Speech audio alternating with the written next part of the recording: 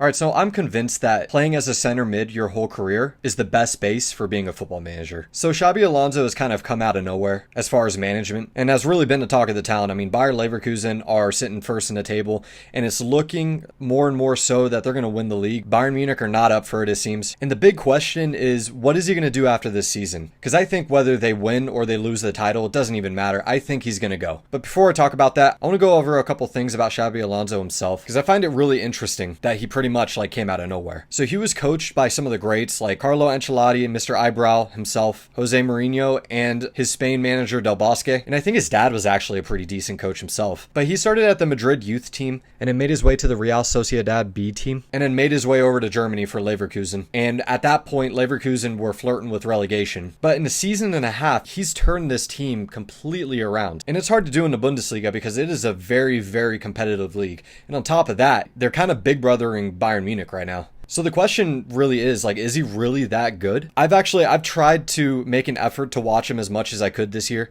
just to see. And the way that they play, it is so suffocating play against. They have this 5-back formation. It's not really a 5-back. It's more like a 5-up-front formation with Grimaldo and Frimpong on the outsides. And the movement of that team is just incredible. It's always refreshing to see things like this too, because a lot of the times these managers kind of copy the meta, which, the meta was Guardiola's tactics for a little bit. And also the gegenpress, Jurgen Klopp, Liverpool type formation. So it's always refreshing to see somebody come up with something new that's sustainable, that works, Not only that, but they've found ways to win some of these games that are 1-1, games where they aren't playing at their best, and they end up pulling it off in the last minute of the game or whatever. And I know it's like beating a dead horse, but that really is the true sign of a championship team. Those kind of games win you the championship. So to answer that question, yes, they are very good. Yes, I think that he is very good. But you can't put it all on one person. I mean, there's a whole back room that need to get some of the credit too. But you can tell just by Xabi Alonso's body language on the side of the field as a manager, he has this very calming effect. And I think that, me personally, I think that some of the best managers are the ones that are able to calm their team down, that have that calming presence. For example, Carlo Ancelotti,